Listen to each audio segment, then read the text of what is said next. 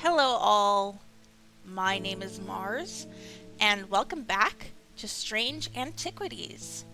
We're going to start off the day by figuring out this clue, which I'm sure represents a block of buildings. Yeah, you can see these are very building shaped where the map is involved, so I doubt they're going to be in the same orientation as this, just up and down. But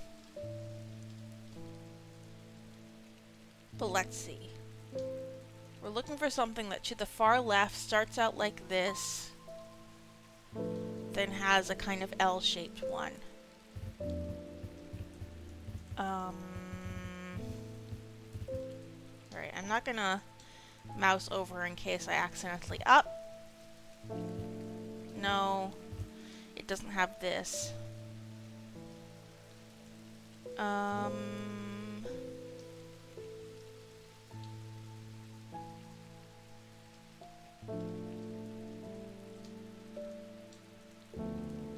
don't know. This is a very unique shape, and there aren't a lot of really unique shaped lanes or buildings in general.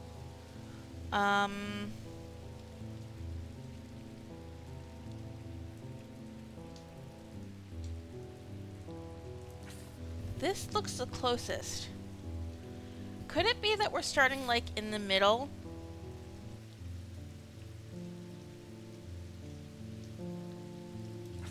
Like, not there.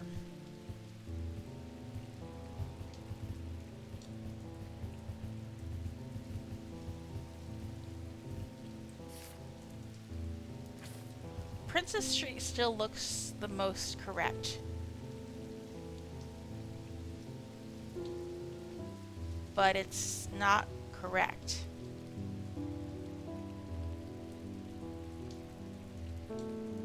It has basically everything I'm looking for, except it has this one extra building in the middle there. I'm gonna try. Okay, it looked wrong to me, but whatever. There is a narrow gap between the two houses. Maybe that's what this is. And I spy a small wooden chest wedged firmly inside. Slowly I manage to work it loose, and when it finally comes free, it shoots out into the hard ground and snaps open, revealing its long-hidden treasures. 2 items. Fine. Okay, we'll put that one there. Obviously, I need to put certain objects here. In which case, I think I'm gonna hang these up because they're clearly not what we actually need. And I don't want to distract myself thinking those are special somehow. Francesca Robertson, an important person. Good afternoon. No, morning. Sorry, I'm a little distracted. I'm Francesca Robertson, a doctor of sorts. I assume you heard about Mr. Hungerford. I haven't. It seems to be the talk of the town already. I'm used to dealing with maladies of an occult nature, but black eyes are certainly unusual. I've heard of something like this before, but I don't see how it could be the same thing.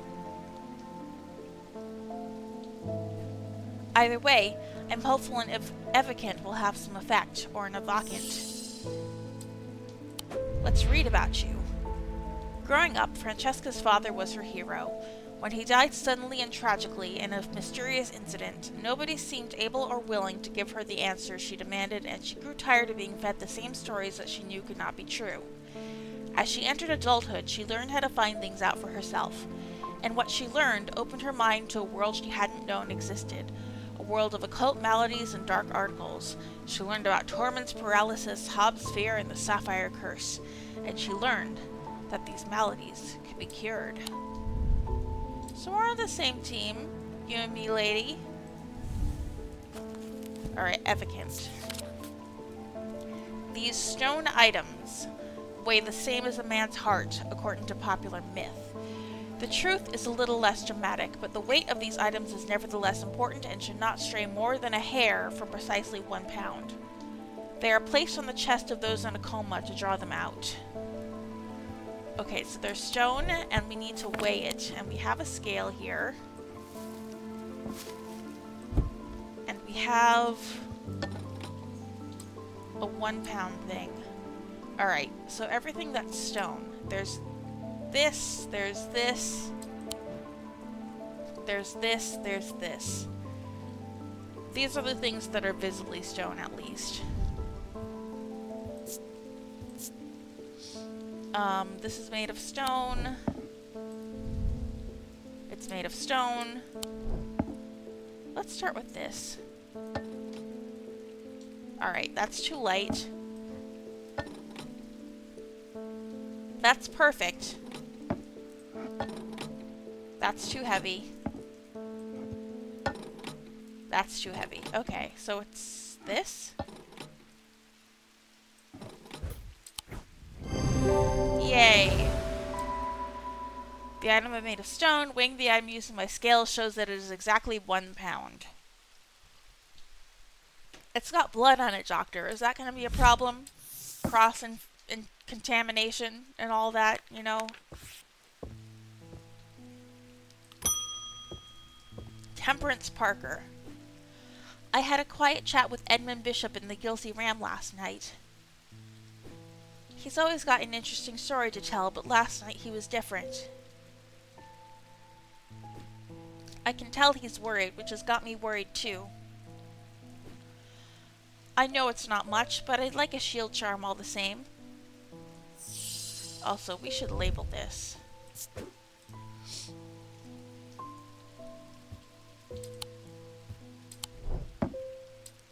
Label it and move it over here. Shield charm. Generic charms of protection have little to offer the skilled thaumaturge, but can have some small effect. An Oshadic spirit or wandering shroud will not abide them, for example. I think we've heard those words before. Such charms make use of the art of symbology, an ancient and some would say primitive component of thaumaturgy. They can be made from a variety of materials, though rarely precious metal. Okay, so we're looking for... Alright, we need to look in symbology for protection. So it's these two overlapping diamonds. I'm pretty sure I recognize this. This is made of cheap metal, not precious metal. Bone and fabric. And it's got the correct symbol on it. I got an achievement. Identify 10 items. Those look like flowers. Are we playing strange horticulture again?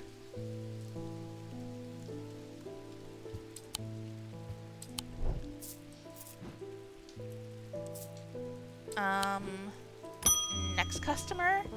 Sorry, Jupiter, I should pet you. There's something I wanted to show you.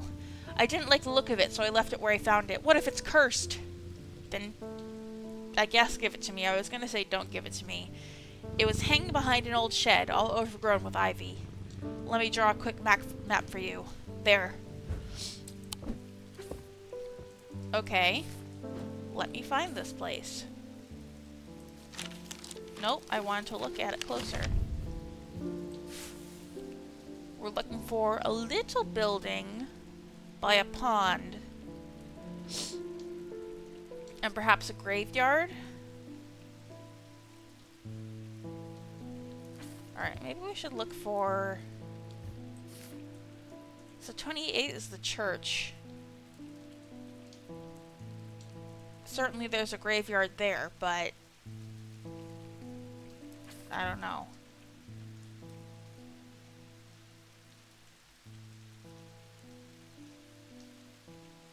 I'm not seeing any other...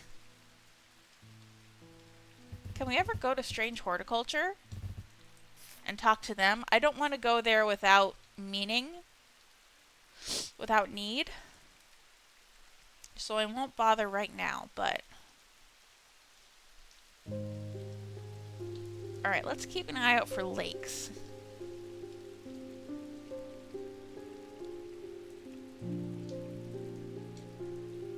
water seems to be outlined in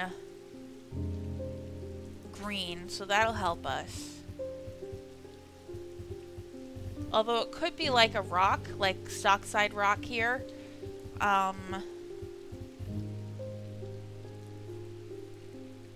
little building by trees and a grave. Honestly, it could be here. Yeah, it's looking to me like it's here. Like, this is the lake, this is the building. This is the little building by this forest, and then there's the graveyard. I'm gonna try here. The shed is actually a wooden summer house that looks out over the pond, but it's clear that it hasn't been used in some time. Thick brambles claw their way up and over one side of the structure, and ivy covers the rest in a mottled green cloak. I find what I'm looking for to the rear. Parts of the ivy have been torn away recently, revealing an amulet hanging from a rusted nail. Something else catches my eye as I reach for it. I notice there is another pendant lying next to it, almost completely hidden by the ivy. So I got two pendants. This one's pretty. It's kind of a yin-yang kind of symbol. I'll hang these here. Hi, Verona. Eli's picked a bad time to leave Undermere. I've come from the Hungerford house, where I've been helping Dr. Robertson and looking for any clues about what happened there. Is Mr. Hungerford the one who's like in a coma that Dr. Robertson needs to help? There wasn't much to go on. I did find a shattered Oshadic vessel, but whatever did this was no creeping dark. There was a strange black stain on the flagstone floor that I didn't like the look of. And the ravens. Very unusual, but at least they seem to have dispersed. I don't know what to make of it. I'm going to take a trip to Gleaston Castle to see if Edmund Bishop can shed any light on their behavior. But first, I would like a vestiger. Whatever this is, we don't want it spreading. Vestiger. That can be used to prevent the spread of disease and pestilence. Among other oddities, flames burn pale blue in their presence. Like these flames? Okay. Does it give me any other hint as to... Do I need to, like, hover them over the candles or just put them there? Alright, this looks like the vestiger to me. I just kind of went by vibes. There's nothing else that does that, right? No. That is a unique trait. And I'm gonna say this is your vestiger. Using a candle, I'm able to confirm that flames burn blue in its presence.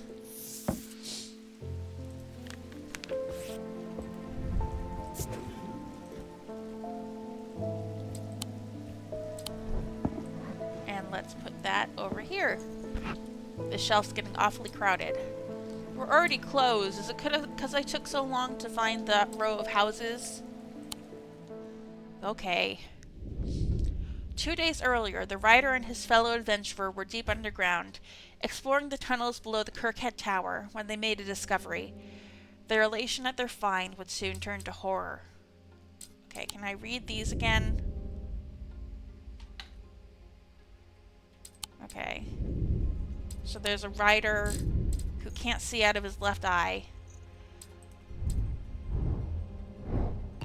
Kind of looking around.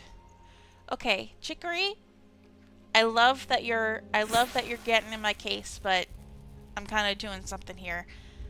My cat is sprawled across my desk, and I am petting him.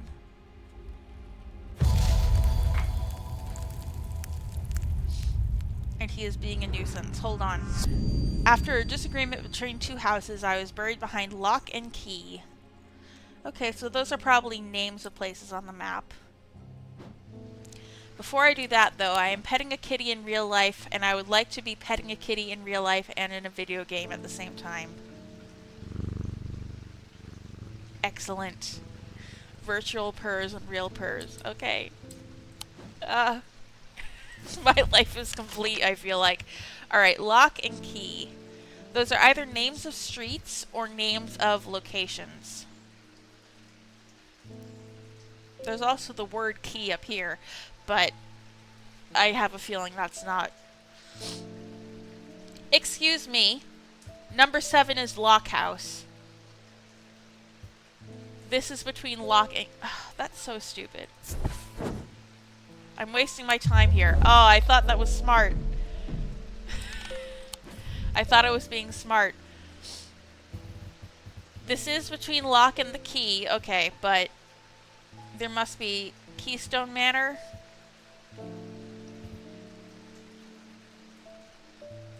I wonder how many people made that mistake, thought the game is being cleverer than it is. Here's Lock House and Keystone Manor. What's between them, though? Behind Lock and Key. Not between. That's the key word there. Behind, not between. I was so excited about being clever. A large flat slab of granite marks the otherwise empty field. It bears an inscription. On this spot in the year 1813, Arthur Key did shoot and kill the beloved horse of Wellington Lock. Buried at the foot of the slab, I find an unlocked chest containing a handful of legal documents as well as a pistol and another item that catches my attention. Ooh. Creepy looking thing. Let's inspect it. It's slate, it's rough, and the stones are polished. I have nothing to remark. Nothing to remark. Okay. First customer. Eli White, you're back! Well, the shop is still standing. That's something. Say what you will about Undermere, but this town is never quiet for long. I leave for a few days, and suddenly everyone's talking about ravens and curses. I'm going to need to find what Verona is to get up to speed on what's going on. At least I didn't come away from Ravenglass empty-handed. I can always rely on quiet Susan to unearth an interesting trinket or two. We got some stuff.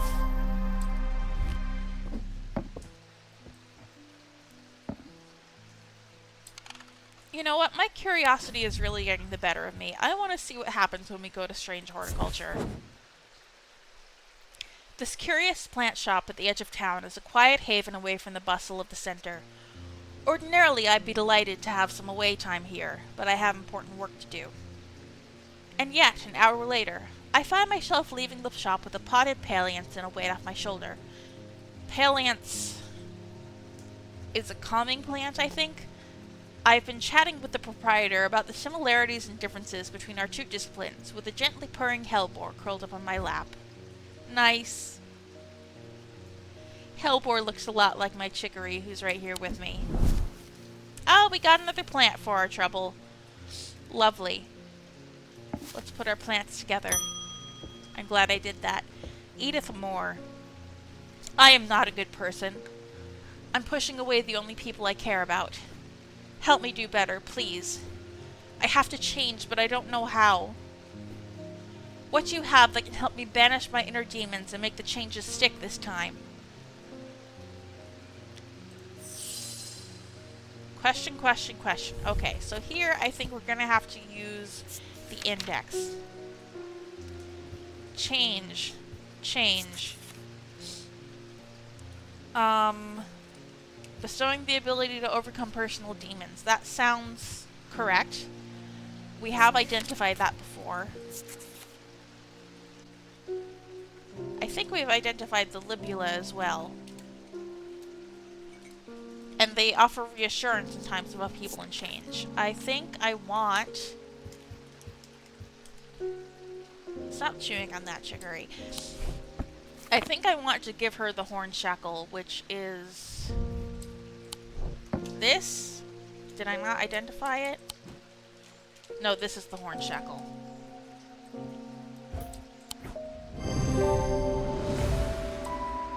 Yes, I knew that already. You didn't get any new pages for that.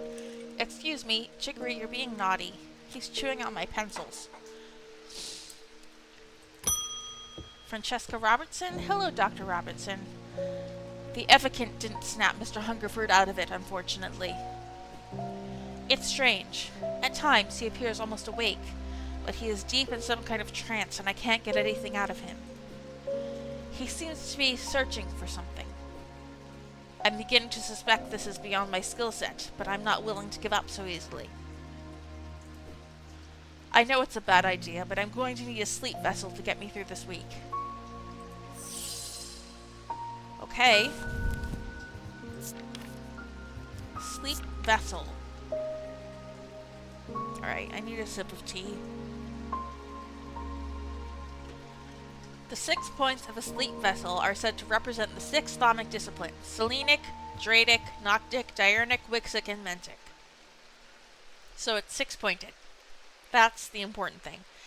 They help people to stay awake beyond any natural limits by storing their fatigue. Over time and repeated use, they become more and more difficult to handle, as though the undreamed nightmares within are beginning to seep out. Okay, so if I handle this, if it has been used before, I feel like I'm getting nightmares. Alright, 6 points. Huh. The only thing I'm seeing that has 6 points is this. This hand with fingers. It has some energy about it. Great. Iron, grey metal flecked with dark red. It's not rust, it's blood. A substance flakes off and leaves a mark on my fingertips. Raised detailing. I have nothing to remark. I'm sure it smells like blood. Okay. This does have 6 points in the forms of 6 fingers, but I don't think it's correct. This has 6 points. There's a darkness to it, as if it holds untold fears inside. Okay, this is probably it. Bronze and iron. Somewhat painful to touch. Okay. I think this is it. Hold on. Achoo! Jeez, I think I'm getting sick. 6 points. Closer inspection reveals the darkness inside. Resonance compass. Let's identify this. Sleep vessel. And put it... We have a lot of room over here. We need to be putting more identified objects over here.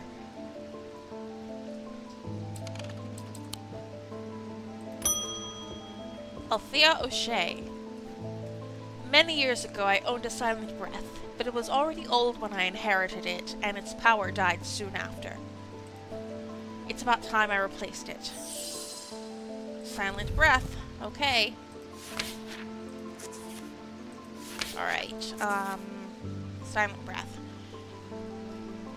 A stag. Although, I was imagining the stag totem we have, but it does say it has a token taken from a white stag. Okay, so probably like an antler or something. There are those that consider the white hart a prize to be claimed, but there is no glory to be had from killing such a noble guardian of the forest. A silent breath contains a small token taken from a living white stag. While the stag lives, the item will retain its power, allowing the bearer to sense danger before it arrives. While the stag lives, it will retain its power. That's why she wants to replace it. Its power died soon after. Yeah, makes sense. Alright, so we need something taken from a white stag. This kind of looks like an antler.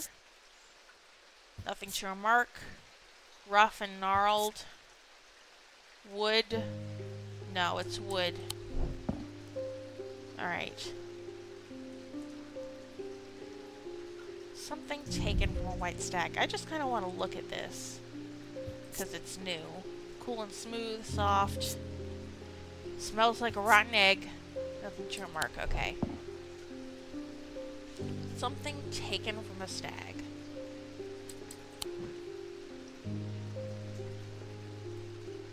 Nothing behind here. These objects certainly look evil.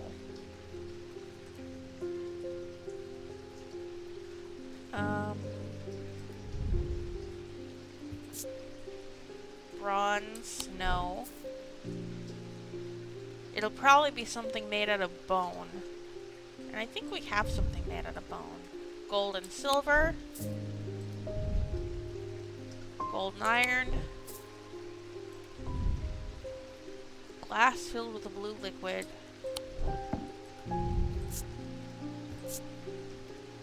Makes the hairs stand up on the back of my neck. Okay. An orange gemstone and gold. Okay, so it's nothing on this shelf, I don't think. Yeah.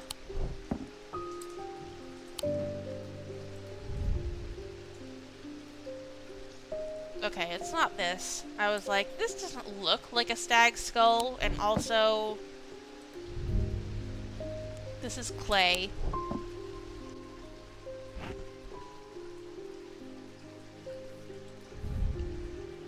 Slate. Blue glass.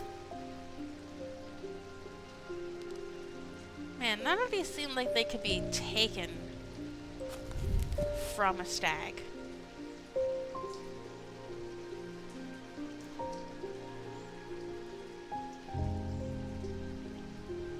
And the thing that it would make us think is it would allow us to sense danger before it arrives. There's certainly going to be danger in this game.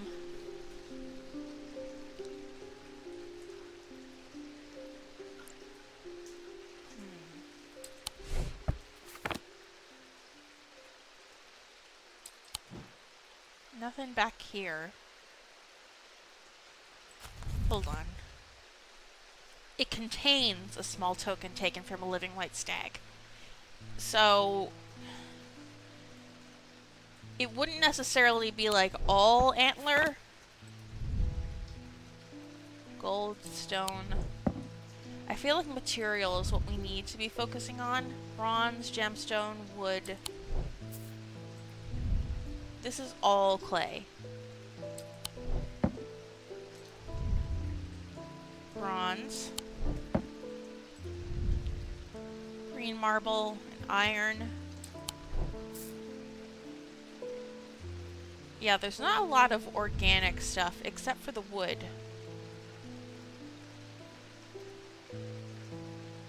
I mean, it could be this, but I highly doubt it. A fossilized creature of some sort on top of the stone. That could be it, I guess. Green glass, cork, yellowed paper. Nothing to remark. It has a strong odor, and when I shake it, it rattles. So there's something inside it. This could well be it. I feel like I need to identify this symbol, though.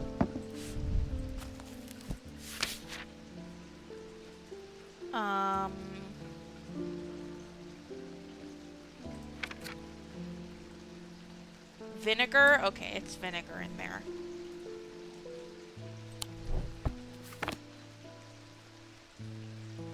I mean, it's the only thing we have that could, like, contain something. Oh! Oh, that's a hair. A white hair, okay. I was like, what is this, like, inside it? It's a hair from the stag. Okay. And it makes the hairs on the back of my neck stand, which tells me that it's telling me about impending danger, so I'm pretty sure this is it. Yes. A white hair, a potential trophy from a white stag. On closer inspection, my senses come alive.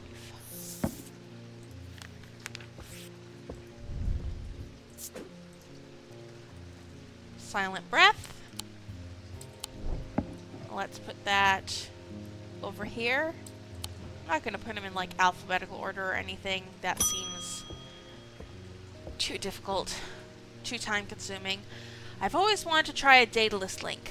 I have a personal interest in the celestial branch, so I'm not completely new to such things, nor am I ignorant of the risks. And now I have a good reason for it. I need to take care of some roof repairs, and this would seem the safest way to approach it. Daedalus Link, okay? A Daedalus Link is a powerful object capable of producing a levitation field. The field is extremely fragile, however it would be prudent not to take risk. These items are surprisingly light in weight. Their designs vary, but they might point to some facet of flight. A feather or the wings of a bird or insect, for example. Okay. I'm gonna guess it's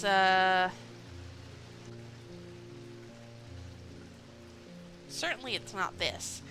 It's gotta be surprisingly light. Raised detailing, nothing to remark, nothing to remark. Tarnished silver. That is a bird. Feather or wings. Surprisingly light in weight. Oh.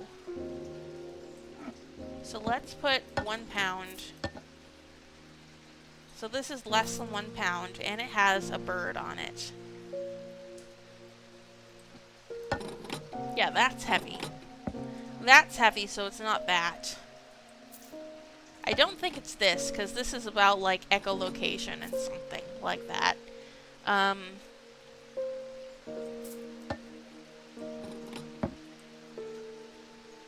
Ooh. That's very light. It's lighter than ½ a pound. Okay. I'm gonna guess this. Yes. The bird motif is a connection to flight, and using my weighing scales, I can confirm that it is very lightweight. Alright, let's identify that.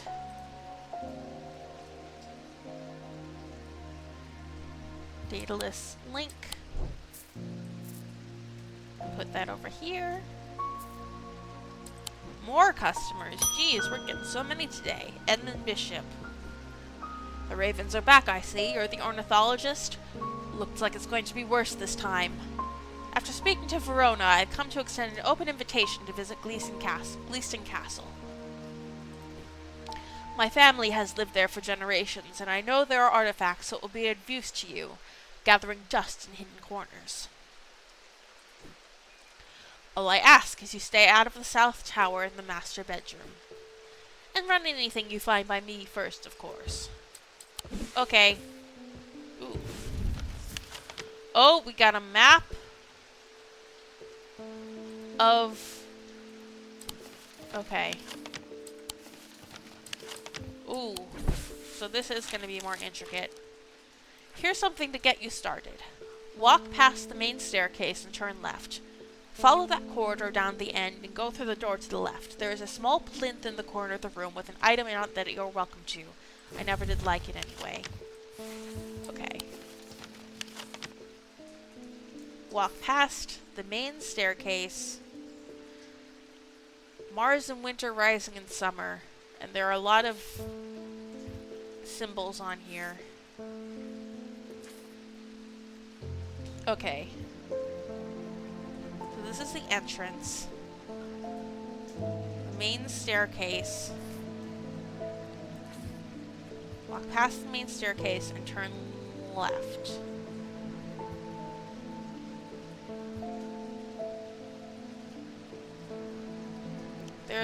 Follow the corridor down to the end and go through the door to the left. Hold on. Is this the main staircase or is this the main staircase?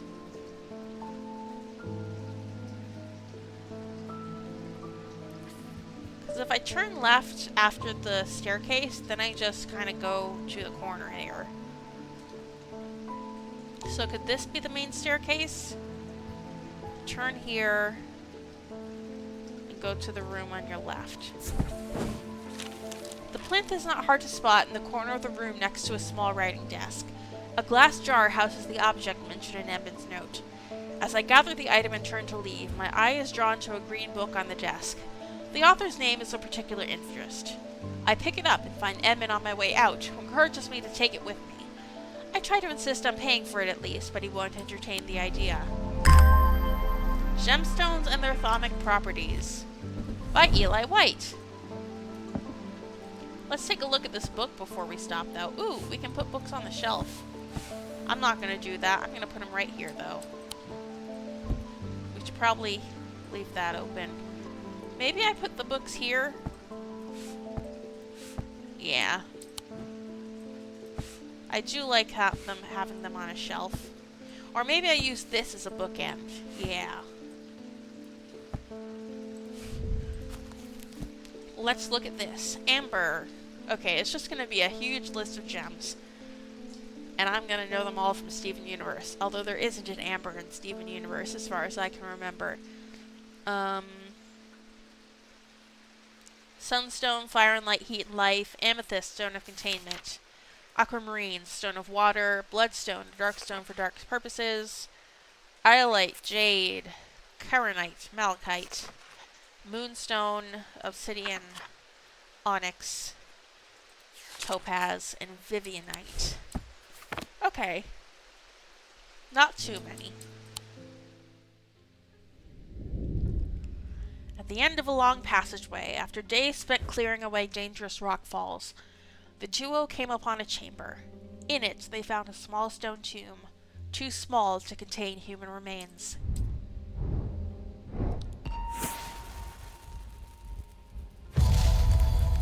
That is small.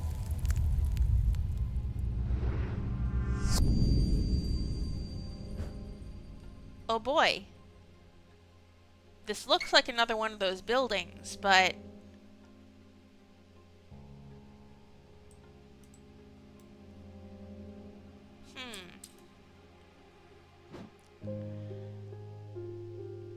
It is also kind of a hole. It has a hole in it. So I might need to, like, viewfind through this, maybe find something that resembles a circle, and use this to help me find what I'm looking for, but we'll figure that out next time. Until then, I have been Mars, and I will be back with more strange antiquities.